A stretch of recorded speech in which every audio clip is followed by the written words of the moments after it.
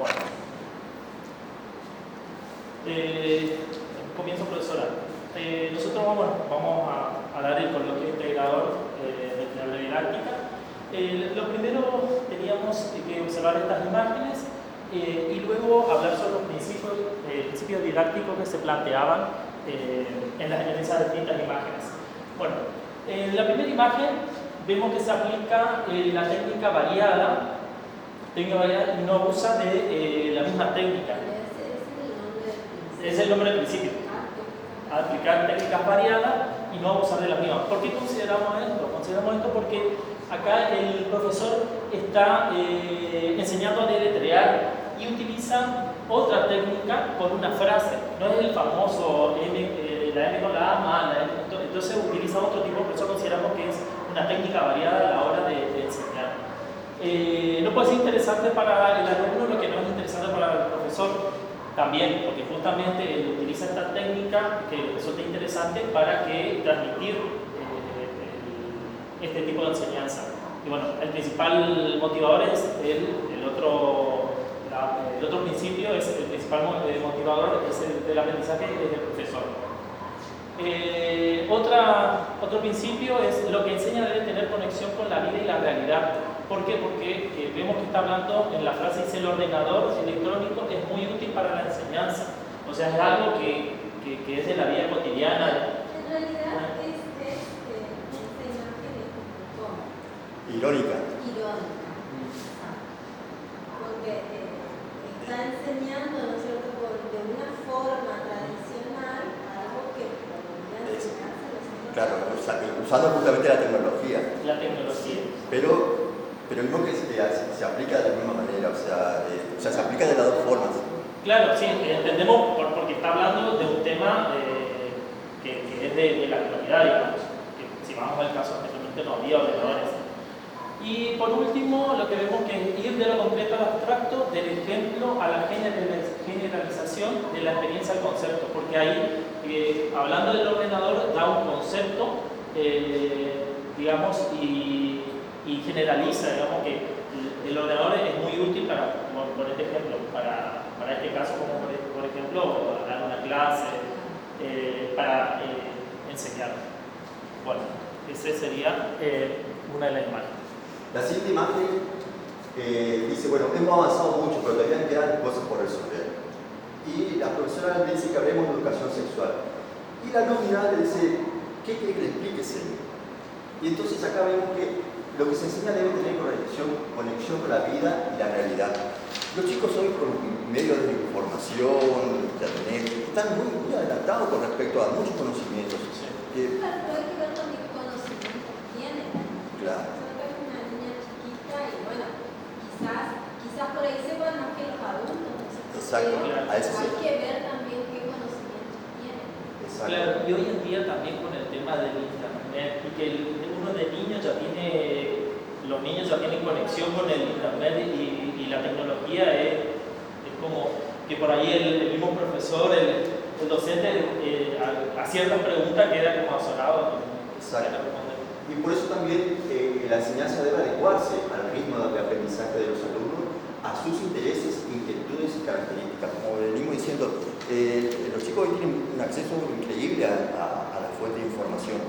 Entonces se debería ver qué realmente les interesa a ellos, cuáles son sus inquietudes, qué les gustaría aprender con respecto a esto. Y usar esos medios, ¿no es cierto?, para beneficio de los niños.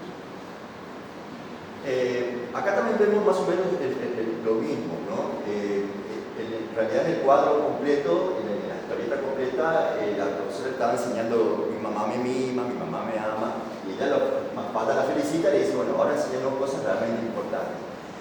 Y acá también vemos, como vemos, ya no puede ser interesante para los alumnos lo que no es interesante para el profesor. Volviendo al tema de la tecnología, si el profesor no va al ritmo de los alumnos, no se interesa por esas cosas, tampoco los alumnos no están interesados.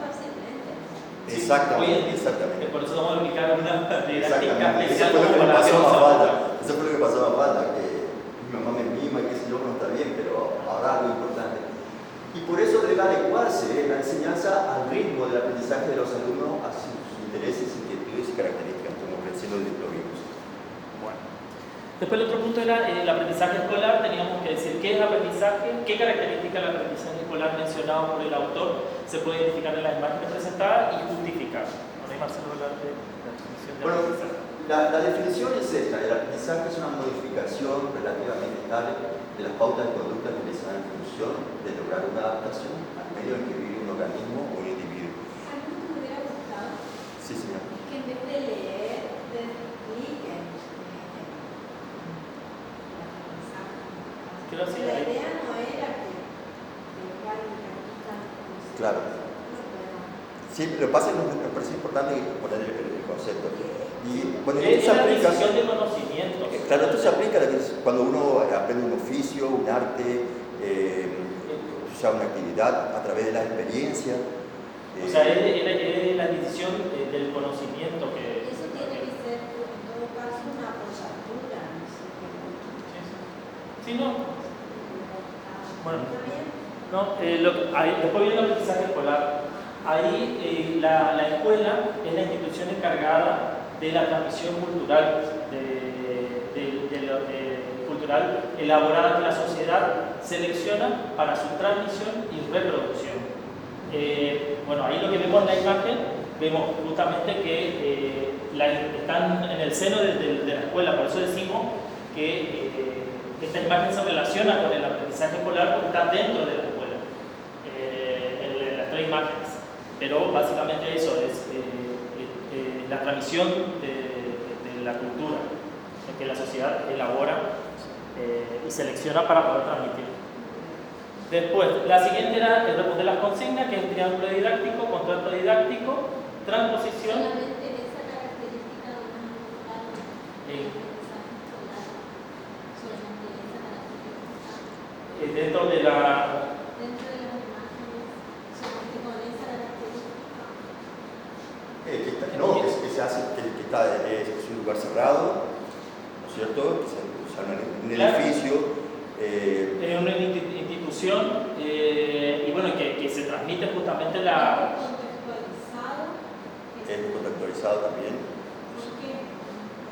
¿Por qué? Porque ellos van a aprender cosas en la escuela que no van a aprender en su familia o en su entorno. O sea, hay conocimientos que solamente puede brindar las escuelas. Exactamente. Por eso que acá habla... En realidad, al revés.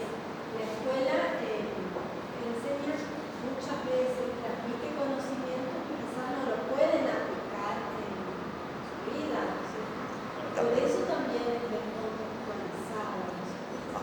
Queda fuera de contexto. ¿Sí? Claro. Lo aplican, se enseñan cosas que quizás después no les sirven en su vida cotidiana. Sí, también. Claro, pero que es lo que la sociedad selecciona para poder transmitir, que es lo que, de acuerdo a la sociedad dominante, digamos, a la hegemonía, es lo que trata de decir, bueno, esto es importante y esto es lo que tienen que aprender, que lo más o menos relacionado con la pedagogía. Claro, pero yo les preguntaba por qué queda descontextualizado, que es una de las características de la según autores que se Sí. Lo decía Marcelo. Bien.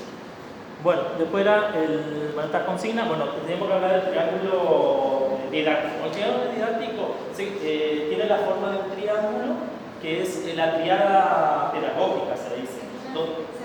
Se presenta por esa imagen. Y bueno, y donde los vértices son los elementos que son el docente, el alumno y el contenido. Y entre ellos hay un vínculo que caracteriza la situación escolar. ¿Está? Hay ¿Qué pasa si sacamos alguno de esos componentes? ¿Posible? Y no, porque hay una relación. Están muy relacionados. O sea, entre ellos. Un docente sin contenido no puede transmitir nada al alumno. Exactamente. O un docente sin alumno y con contenido, o sea, tampoco tiene sentido. Y el alumno sin docente o sin contenido tampoco puede ser educado. Así que son necesarios los tres. Claro, por eso Por eso hay un vínculo entre los tres. Exacto. De un triángulo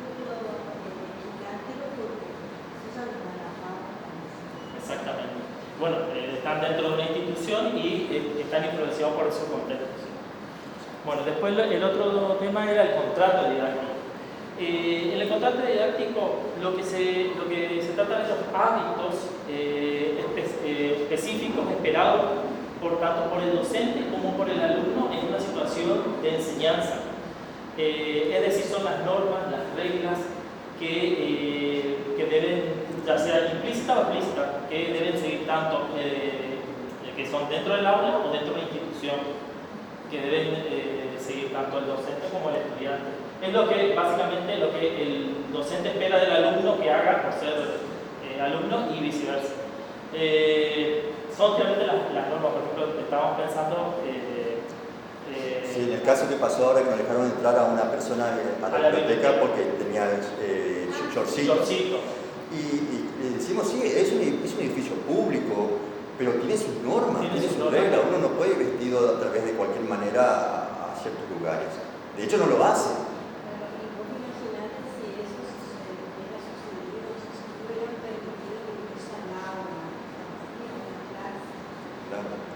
Así que el contrato directo tiene que ver con eso, con las normas, como decía Víctor, implícita o norma de explícita, convivencia sería básicamente por lo que tiene que hacer. Básicamente el niño sabe que tiene que ir a la escuela a aprender y cumplir ciertas normas y el profesor tiene la responsabilidad de enseñar. Sería como lo resume. La transposición didáctica. Vemos que hay muchísimo conocimiento, la cultura ha acumulado mucha ciencia, mucho conocimiento, tanto técnico como teórico. Y es difícil transmitir todo esto, no solamente a los niños, sino también hasta incluso a los adultos. Cuesta transmitir conocimientos que son muy complejos. Entonces se hace una transposición. Esto significa que hay una transformación, una reducción, una creación. Exactamente. Para que este objeto de saber llegue a ser un objeto de enseñar y finalmente un objeto de enseñanza. A conocimientos científicos y eruditos. Exactamente. Es una cosa entendible para la persona.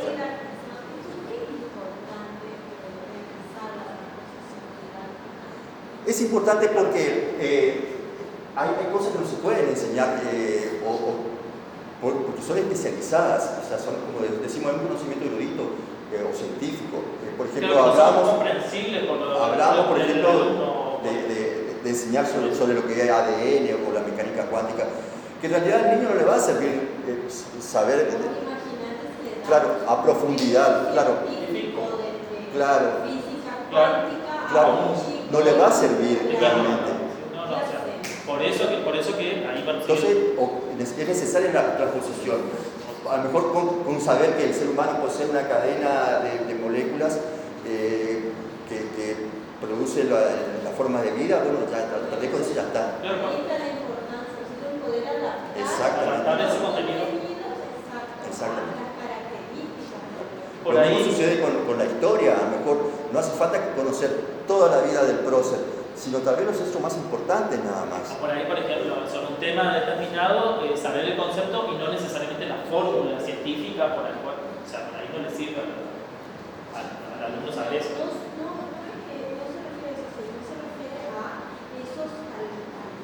al texto científico, al conocimiento científico, que no lo podemos, a ese texto científico no lo podemos cortar directamente. Claro, pero no se de quinto grado. Exacto. Claro, también hay que adecuar. Claro, también hay que adecuarlo según la edad del niño. Y ahí viene el tema de mediación. Para eso, la transposición sufre una mediación. Es decir, desde el conocimiento científico erudito, del inventor o el especialista, hay diferentes actores que median, ¿no es cierto?, hasta llegar al aula, al profesor, o sea, al docente, que va a llegar hasta el niño. Ahora, vos me decís, en la facultad de medicina, y ahí no, ahí tiene Claro. que leer directamente los textos científicos. Ahí sí, pero ya porque esa persona está preparada, claro, ya está preparada para... En el nivel superior es difícil. Claro, porque ya es más una especialización. Y ahí Exactamente. necesitan ya tener más conocimiento. Así que bueno. Bueno, después, el otro tema, según la lista de ATA, teníamos que decir que el currículum, mencionar y explicar los niveles de especificación y construcción curricular.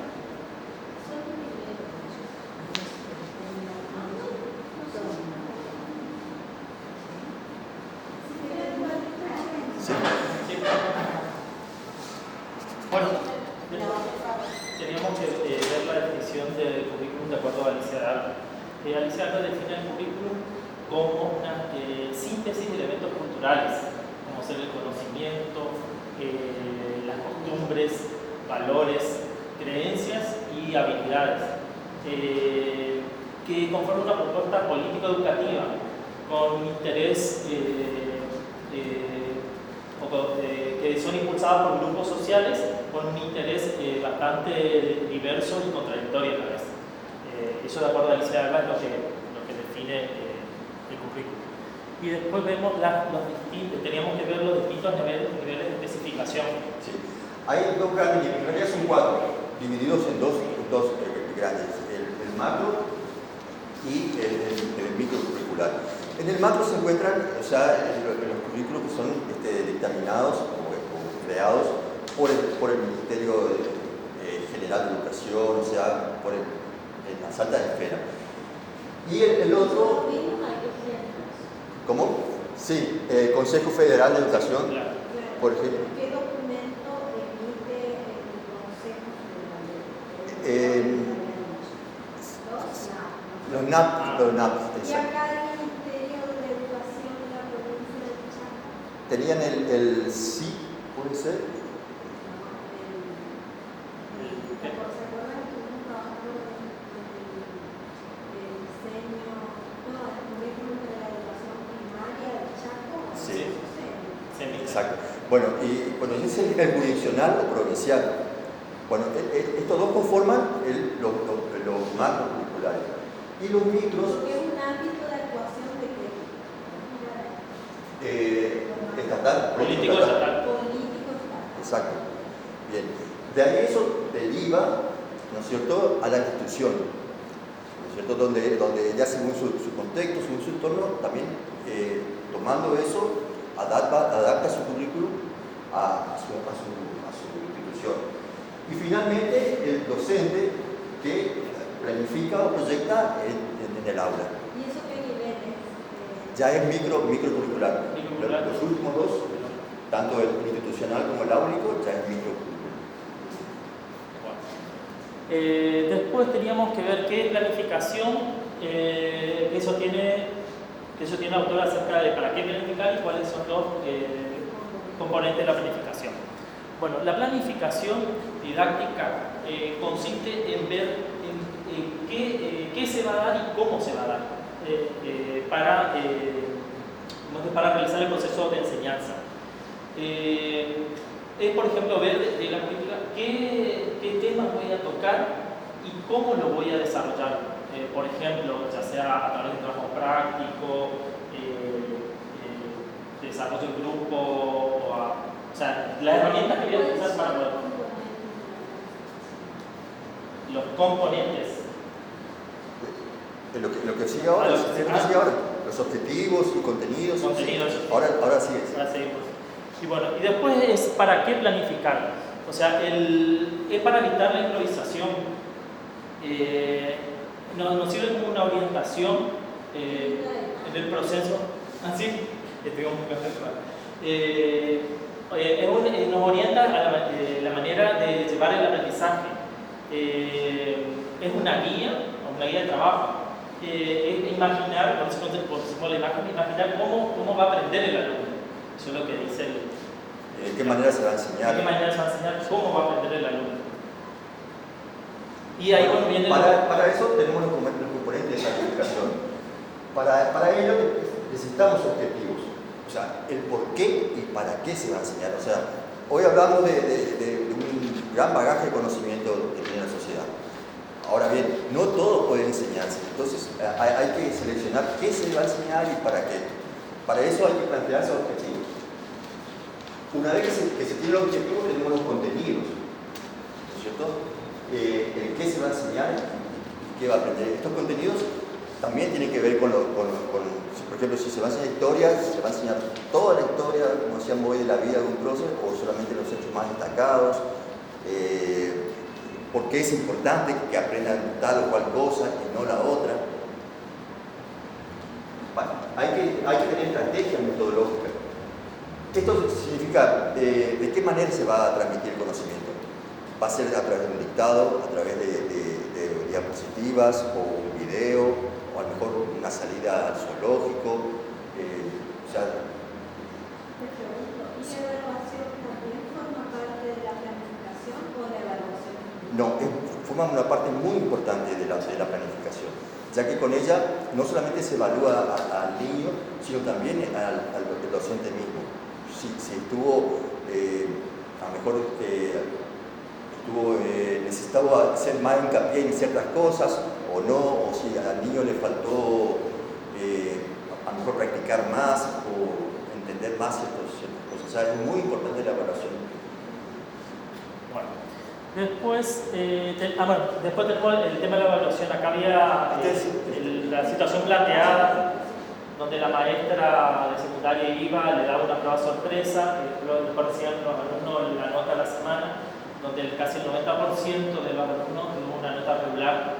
Y la profesora se da cuenta de que dice, no es culpa de todos ustedes, sino que debemos cambiar, debo ver el planteamiento. Claro, su estrategia. Lo que hablábamos recién, o sea, la evaluación cumple esa doble función. No solamente de juzgar el aprendizaje de los niños, sino también el profesor también puede rever ahí su... ¿Qué modelos evaluativos de primer grado? ¿Cuáles son entonces los modelos evaluativos?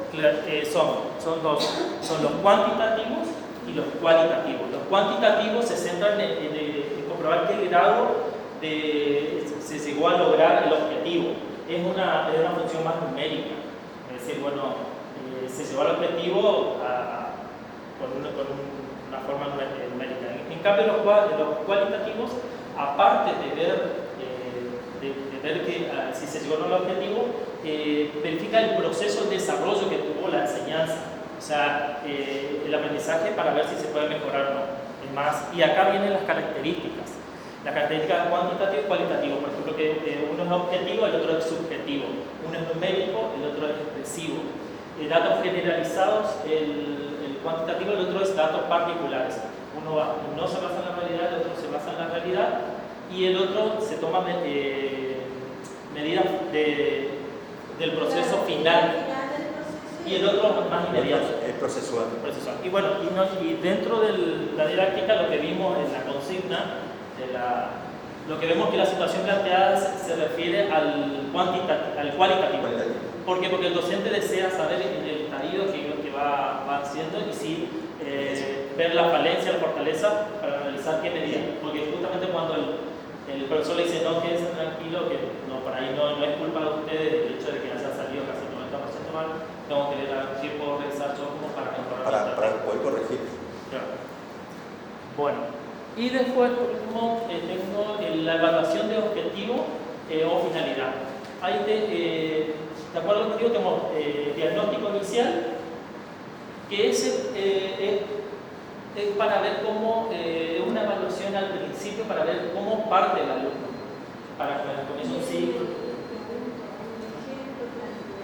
Ajá. Sí. ¿Es la que la llamo? ¿La orientadora o formativa? De esta. Sí, ahí dice la orientadora y formativa, porque va obteniendo datos parciales para poder ver qué mejorar en el proceso. Bueno, después a la predictiva pronóstico, que predice, es una evaluación predictiva para ver si antes del comienzo de la actividad si está preparado o no.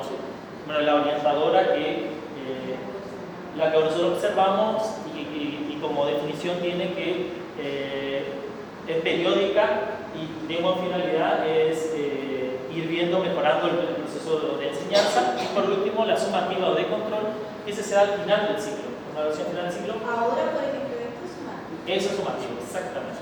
Exactamente. Y bueno, Exactamente. Pero bueno, Al final, porque se puede ver todo el proceso. con Claro. eso se determina si fue positivo todo el año, si el alumno aprendió. si participó, si... O sea, uno va... También el desempeño docente. Así que, Exactamente. Porque ahí uno también, el docente ve cómo llegó el alumno a... Bueno, después seguimos con la evaluación temporal. bueno, vemos que hay tres, ¿no es cierto?, según el momento que se realiza. La inicial, que se refiere a hacer un examen como los exámenes de ingreso, o sea, con qué conocimientos ya viene el alumno, los conocimientos previos, qué sabe, qué no sabe. Entonces, a partir de ahí, planificar por dónde se va a seguir, con qué cosas se va a continuar. También para el docente es útil, porque él puede determinar ahí con qué recursos cuenta, usar los medios, ya con eso ya tiene como para planificar para el año. La continua procesual, que es la que estamos también viendo, que se relaciona con el texto. Esa es la relación. Claro, También exactamente. vimos que es un seguimiento del desarrollo del aprendizaje. Es para saber en qué estadio también se encuentra el alumno o el grupo y cómo corregir algo si se puede. Y la final, que como vemos, ven los resultados educativos, si fueron positivos, negativos, también es el final. Claro, y ahí también pusimos que la evaluación planteada el dato y justamente la procesual. Y quedaría, por último, La evaluación del momento actual. Bueno, bueno, muchas gracias. bueno, casi profe. Bueno.